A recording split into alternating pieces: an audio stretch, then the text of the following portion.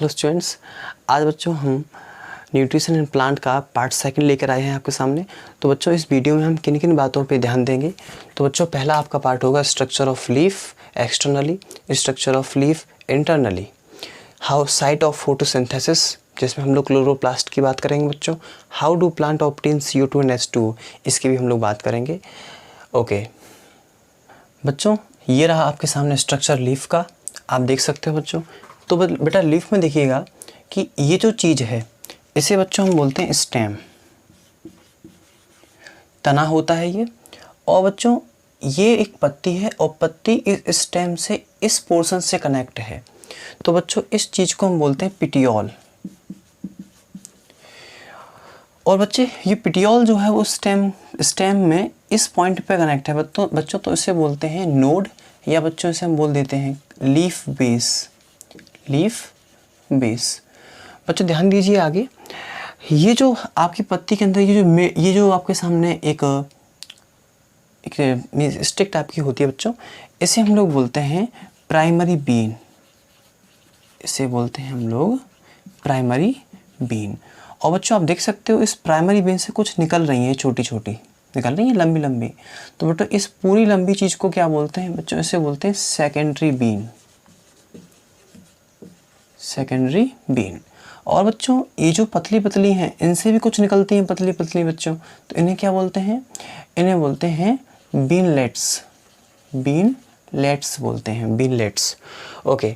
और बच्चों जो पत्ती होती है उसका जो किनारा होता है बच्चों, उस किनारे को हम बोलते हैं एपेक्स। एपेक्स बोलते हैं। ओके, तो ये एपेक्स, तो बच्चों इस कोने को बोलते हैं एपेक्स। ओके, तो बच्चों ये जो सरफेस है, ये सरफेस है, ये सरफेस है, ये सरफेस है, तो बच्चों इन सरफेसों को हम क्या बोलते हैं, तो आंसर है इन्हें हम बोलते हैं लेमिना। तो बच्चों इस प्रकार से हमने जो पत्ती होती है उसका जो एक्सटर्नली पोर्शन है वो हमने आपके सामने डिस्कस किया हुआ है। लेकिन बच्चों उससे पहले एक और चीज़ समझिएगा, जो पत्ती होती है आप उस पत्ती का दो पोर्शन देखेंगे, एक होता है चिकना और बच्चों एक होता है खुरदरा। तो जो फ्रंट पार्ट होता है, जो चिकना होता है, तो बच्चों उसे हम बोलते हैं वेंट्रल। वेंट्रल बोलते हैं उसको। और जो बच्चों खुरदरा पार्ट होता है पीछे वाला बच्चों, उसे हम क्या बोलते हैं, तो आंसर है बच्चों उसे बोलते हैं डोर्सल। डोर्सल बोलते हैं। तो याद रखिएगा, अभी ये फ्रंट पार्ट है तो ये बेटा आपके सामने वेंट्रल है, ये पूरा पार्ट वेंट्रल है। और पीछे आप देखोगे तो बच्चों के सामने क्या होगा, डोर्सल होगा। तो ऑलवेज रिमेंबर वेंट्रल और डोर्सल, ये आगे अभी यूज होगा। अच्छा, तो कुछ फ़र्क आया, कुछ फ़र्क है हमें वो पहले जब इंट्रो बता रहे थे और अब बता रहे थे, कुछ फ़र्क है, नोटिस नहीं किया, चोटी और बांध रखी है हमने अब ओके, तो अब बच्चों ओके बच्चों, अब बच्चों देखिए हम अब लीफ का डिस्कशन करने वाले हैं इंटरनली तौर पे। तो एक बात समझिएगा, मैं यहाँ एक लीफ रखा है बच्चे, उस लीफ का मैंने एक छोटा सा पार्ट लिया है बच्चों। उस पार्ट को मैंने माइक्रोस्कोप की सहायता से मैंने उसको मैग्नीफाई किया और मैग्नीफाई करने के बाद हम कुछ ऐसा दृश्य पाते हैं। अब बच्चों इस चीज़ को समझने से पहले हम आपको एक चीज़ बताते हैं कि बच्चों आपने 9th क्लास में एक चीज़ पढ़ी थी कि जो सेल होती है उस सेल के अंदर उसके कुछ पार्ट्स होते हैं, जो पार्ट्स क्या करते हैं, उस सेल का जो जीवन है उसको मेंटेन रखने के लिए उसकी सहायता करते हैं। जैसे आपने सुना था कि उसके अंदर न्यूक्लियस होता है, ऐसी वैक्यूल होता है, प्लास्टिड्स होते हैं, ऐसे ही एक गोल्गी अपैरेटस होता है। आपको पढ़ा था आप सभी लोगों ने 9th क्लास में। ओके, तो बच्चों सुनिएगा ध्यान से कि जो आपके सामने सेल होती है उस सेल के अंदर एक सेल ऑर्गेनली होता है, मीन सेल का एक पार्ट होता है बच्चों, उस पार्ट का नाम होता है प्लास्टिड्स। तो बच्चों सुनिएगा, बेटा ध्यान सुनना, ये प्लास्टिड्स जो होता है उनमें से बेटा आपने एक बात सुना था कि एक होता है क्रोमोप्लास्ट और एक होता है ल्यूकोप्लास्ट। क्रोमोप्लास्ट और ल्यूकोप्लास्ट। तो बेटा क्रोमोप्लास्ट कौन से प्लास्टिड्स थे सेल के अंदर, ये बच्चों ये वो प्लास्टिड्स थे जो कि कलरफुल थे। तो बच्चों क्रोमोप्लास्ट में बच्चों एक प्लास्टिड आता है जिसका बच्चा रंग हरा होता है। तो जिस क्रोमोप्लास्ट का रंग हरा होता है बच्चों उसे हम बोलते हैं क्लोरोप्लास्ट। क्या बोलते हैं बच्चों उसको हम लोग, क्लोरोप्लास्ट। ओके, तो बच्चों अभी यहाँ पे जो आप देख रहे हो डॉट्स, ग्रीन डॉट्स जो देख रहे हो बच्चों, वो एक प्लास्टिड है लेकिन उसका रंग हरा है, इसीलिए बच्चों उसका नाम रखा गया यहाँ पे क्या, क्लोरोप्लास्ट। ओके, आइए बच्चों हम अब बताते हैं आपको कि जो लीव्स होती है, पत्ती होती है, उसका इंटरनली तौर पे क्या उसका स्ट्रक्चर रहता है। ओके, तो मैंने इतना पार्ट ले रखा है, ठीक है। तो बच्चों सुनिएगा ध्यान से, जब आप इसे देखेंगे बच्चों तो आपके सामने कुछ लेयर्स दिखाई देंगी। सबसे ऊपर जो लेयर होती है बच्चों, इसे हम बोलते हैं अपर एपिडर्मिस। बेटा एपिडर्मिस क्या होता है? जिस प्रकार से हमारी स्किन होती है ऐसी बेटा क्या होता है कि जो पत्ती होती है उस पत्ती के ऊपर कुछ सेल्स का अरेंजमेंट होता है। ये सेल्स जो होती हैं, ये सेल्स का काम होता है कि बाहर के जो जर्म्स हैं अंदर ना आ पाएँ, मीन्स इन्फेक्शन से बचाना भी होता है, और बाय द वे वाटर का लॉस ना हो पाए, मीन्स वाटर को लॉस होने से बचाती हैं। और भी मैकेनिकल इफ़ेक्ट होते हैं, मतलब बाय द वे कोई इफ़ेक्ट आए और उन इफ़ेक्टों की वजह से अंदर जो चीज़ें मौजूद हैं उनमें कोई इफेक्टेडनेस ना आए, इसके लिए ये भी क्या करती हैं, बचाती हैं। तो बेसिकली यहाँ जो सेल्स का अरेंजमेंट है बच्चों, इस सेल के अरेंजमेंट को क्या बोलते हैं? एपिडर्मिस बोलते हैं, चूँकि ये पत्ती के ऊपर है।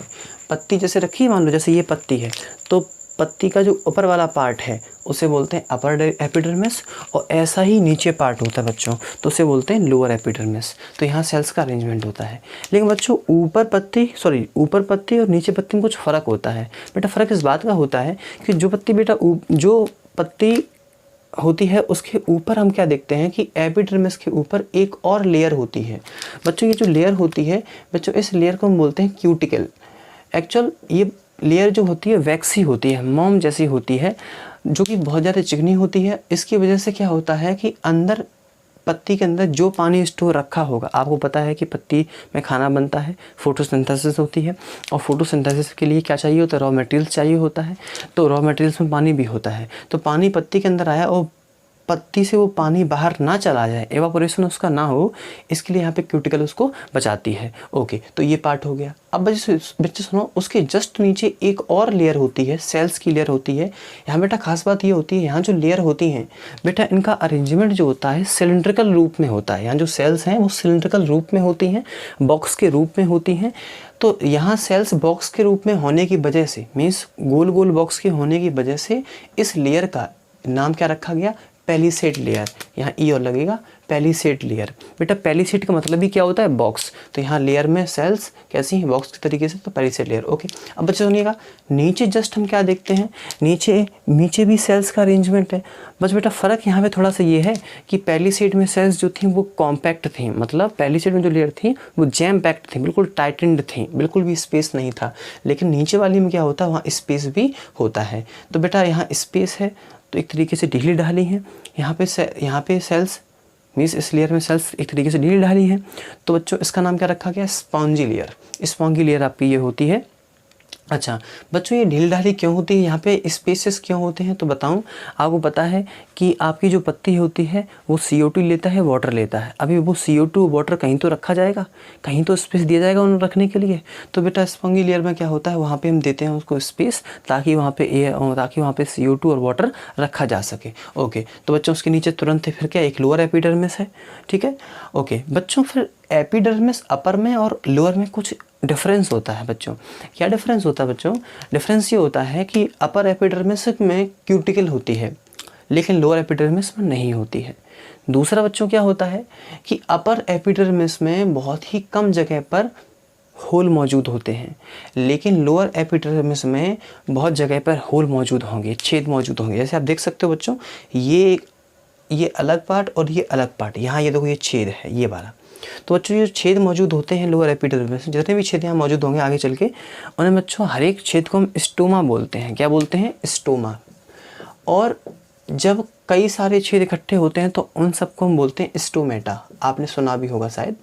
ओके, तो यहाँ पे स्टोमेटा प्रेजेंट होते हैं। तो मैं फिर से बोल रहा हूँ, लोअर एपिडर्मिस में जो छेद होते हैं, होल होते हैं, उन होल्स को बेटा हम क्या बोलते हैं? स्टोमा बोलते हैं। और सभी होल्स को कलेक्टिवली हम क्या बोलेंगे? Stomata. Means stomata is plural and stoma is singular. Okay, अब बच्चों मैं आपको बताता हूँ साइट ऑफ फोटोसिंथेसिस के बारे में। बेटा वीडियो बहुत ही इंटरेस्टिंग है और नॉलेजेबल भी है, हर एक पॉइंट पे आपको नॉलेज मिलेगी। राइट, आगे देखिए बच्चों कि साइट ऑफ फोटोसिंथेसिस क्या है। बेटा साइट का मतलब तो जगह, फोटोसिंथेसिस कहाँ होती है। तो बच्चों मैं आपको एक चीज़ बताऊँ कि जो क्लोरोप्लास्ट है वह एक प्लास्टिड है। क्लोरोप्लास्ट एक वह प्लास्ट है जो कलरफुल है। और इसका रंग हरा इसलिए है बच्चों की क्योंकि उसके अंदर एक ग्रीन पिगमेंट मौजूद है। तो बच्चों उसका नाम क्या है? क्लोरोफिल। बच्चों खास बात ये होती है कि क्लोरोफिल की, कि क्लोरोफिल क्या करता है? लाइट एनर्जी को एब्जॉर्ब कर लेता है। ये जब लाइट एनर्जी को एब्जॉर्ब कर लेता है तो एब्जॉर्ब करने के बाद फिर ये उस लाइट एनर्जी को बच्चों ये केमिकल एनर्जी में ट्रांसफॉर्म करता है। और जब ये ट्रांसफॉर्म कर लेता है क्लोरोफिल, तो उसी क्लोरोप्लास्ट के अंदर बेटा पहुंच जाते हैं कौन? CO2, और पहुंच जाता है कौन? वाटर। और फिर वहाँ पे रिएक्शन चालू हो जाती है और वहाँ पर फूड बनना प्रारंभ हो जाता है। तो मुझे एक चीज़ बताना कि CO2 और H2O का जो मिलना हुआ है, जो फूड का प्रिपरेशन हुआ है बच्चों, वो कहाँ हुआ? क्लोरोप्लास्ट के अंदर। क्योंकि वहाँ पे क्लोरोफिल जो मौजूद था, ग्रीन पिगमेंट, उसने लाइट एनर्जी को रखा था, वही लाइट एनर्जी इनको मिलाएगी अब। तो आप बताइए खाना कहाँ बना? आपका आंसर होगा सर क्लोरोप्लास्ट के अंदर। तो भी सिंपल सी बात है बच्चों, फोटोसिंथेसिस कहाँ होती है? क्लोरोप्लास्ट के अंदर होती है। आई एम सेइंग कि chloroplast is that plastid which has green colour due to presence of chlorophyll, and chlorophyll has property that it can convert light energy into chemical energy, and when the chlorophyll convert light energy into chemical energy, then chlorophyll mix CO2 and H2O and form glucose. So we can say that inside the chloroplast there is the occurrence of photosynthesis. So chloroplast is the site of photosynthesis, वहीं आपका photosynthesis होता है। सबसे important आपको एक और चीज़ बताऊं कि जिन सेल्स के अंदर क्लोरोप्लास्ट मौजूद होता है, तो बच्चों हम ऐसी सेल को हम बोलते हैं मेसोफिल सेल। हम उन्हें क्या बोलते हैं? मेसोफिल सेल बोलते हैं। These all are the mesophyll cell. कुछ फ़र्क है पैलिसाइड में और स्पॉन्जी में। क्या कि पैलिसाइड में बच्चों जो क्लोरोप्लास्ट है उनकी संख्या ज़्यादा है और स्पॉन्जी में कम है। ओके, बहुत अच्छे। आगे देखिए बच्चों इसमें कि इस सेल के अंदर क्लोरोप्लास्ट है और क्लोरोप्लास्ट के अंदर हो रहा है फोटोसिंथेसिस। तो हो बच्चों हम इन सेल को एक नाम से और जानते हैं, तो बच्चों वो नाम होता है फोटोसिंथेटिक सेल। क्या बोलते हैं? Photosynthetic cell. तो इस प्रकार से बच्चों मैंने आपको ये भी बता दिया कि फोटोसिंथेसिस कहाँ होता है और कैसे होता है। ओके बच्चों, अब मैं आपको बताता हूँ कि प्लांट के मीन्स जो पत्ती होती है उस पत्ती के अंदर किस प्रकार से CO2 और H2O पहुँचते हैं। सर्वप्रथम बात करेंगे CO2 के लिए। तो बच्चे बात समझिएगा, जस्ट अभी आपने पीछे सीखा कि जो पत्ती होती है उसकी जो लोअर एपिडर्मिस होती है उसमें क्या होते हैं? होल्स होते हैं, जिनका नाम क्या था? स्टोमा। तो बेटा वही उन्हीं होल्स के ज़रिए से क्या होता है कि जो एयर होता है, मीन जो CO2 होता है, वो अंदर की ओर चला जाता है।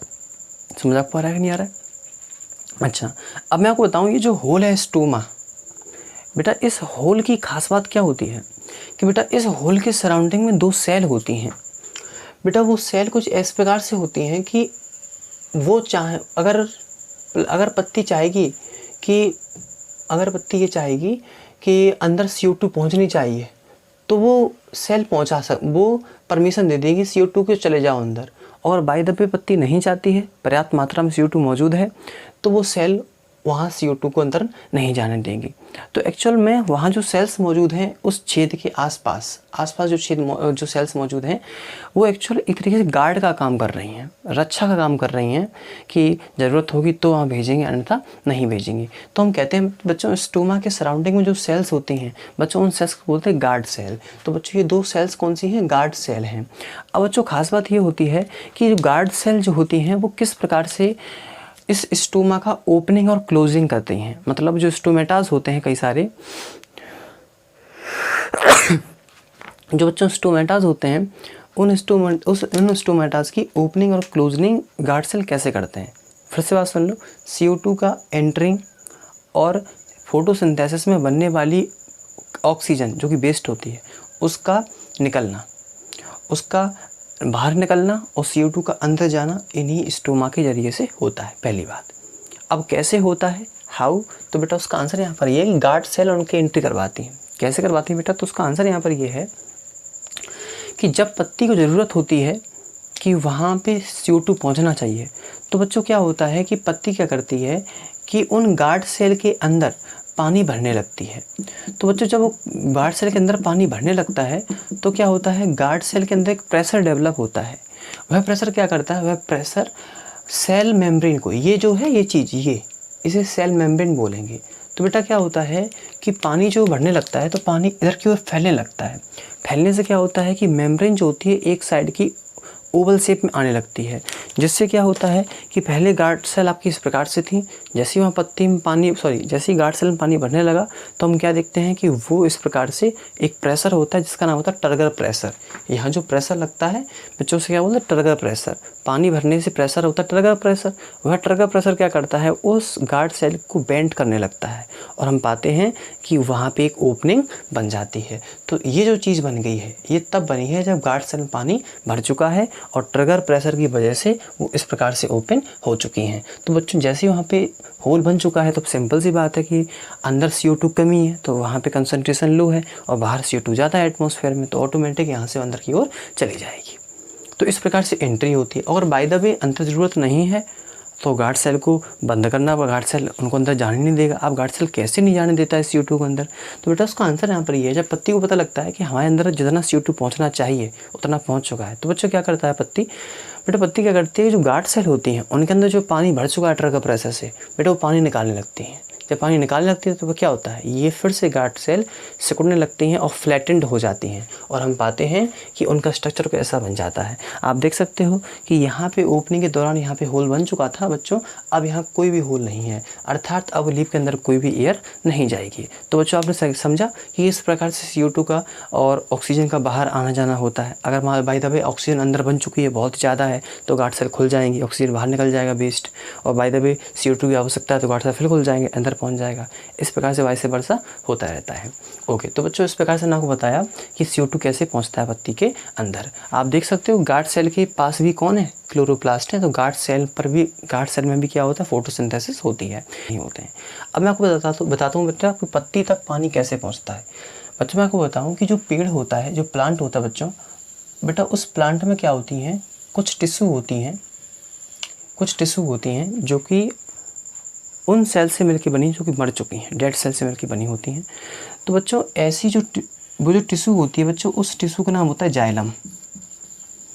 बेटा जाइलम नाम की जो टिश्यू होती है वो टिश्यू क्या करती है, वो टिश्यू रूट्स से लेती है क्या, फिर से बोल रहा हूँ मैं, जाइलम नाम की टिश्यू क्या करती है, रूट्स से लेती है पानी को और कहाँ तक पहुँचाती, पत्ती तक पहुँचाती है। तो पानी का ट्रांसपोर्टेशन रूट से कहाँ तक, रूट से पत्ती तक कौन करता है, जाइलम करता है। अब बात यह है रूट्स तक कैसे पहुँचता है। तो बच्चों मैं आपको बताऊँ कि जो जड़ होती है बेटा, जड़ जो होती है मिट्टी के बीच में होती है और बेटा मिट्टी के जो कण होते हैं उनके बीच में पानी की ड्रॉपलेट्स होती हैं। तो क्या होता है बेटा, ऑस्मोसिस प्रोसेस के द्वारा ये पानी जो होता है वो जड़ के अंदर चला जाता है, फिर जड़ से पहुंचता है जाइलम के पास और जाइलम से पहुंचता है कहाँ पर, वो पहुंचता है आपके सामने पत्ती पर। अब आपके मन में ख्याल आ रहा होगा सर जाइलम पहुँचाता कैसे है, तो इस जवाब के लिए आपको थोड़ा ठहरना पड़ेगा। जैसे हम पढ़ेंगे ट्रांसपोर्टेशन नाम का टॉपिक, वहाँ पर पूरा क्लियर हो जाएगा। ओके बच्चों, एक बात समझिएगा कि ऑस्मोसिस क्या होता है। तो सुनो बेटा, किसी चीज़ का फ्लो, जैसे मान लो एक यहाँ पे क्षेत्र है और एक ये क्षेत्र है, अगर बेटा इस वाले रीजन से कोई चीज़ इस वाले में जाती है लेकिन उसको एक मेम्ब्रेन से गुजरना पड़ता है, तो बेटा ऐसे फ्लो को कहते हैं क्या, ऑस्मोसिस। तो यहाँ के पानी को रूट के अंदर जाना है लेकिन वो रूट का सरफेस क्रॉस करती है, तो उसके क्या बोलते हैं हम लोग, उसे बोलते हैं ऑस्मोसिस। तो बेटा इस प्रकार से हमने आपको बताया कि स्ट्रक्चर ऑफ लीफ एक्सटर्नली क्या है, इंटरनली क्या है, और साइट ऑफ फोटोसिंथेसिस क्या है, और किस प्रकार से पत्ती तक CO2 और H2O पहुंचता है। इस प्रकार से बच्चों हमने न्यूट्रिशन एंड प्लांट को पूरा कंप्लीट कर लिया हुआ है। अगर आपको फिर भी डाउट है तो आप हमें बताइएगा। और अब हम आपको बताएंगे कि न्यूट्रिशन इन एनिमल क्या होता है, जो कि आपको मिलेगा अगली वीडियो में। थैंक यू, जय हिंद, जय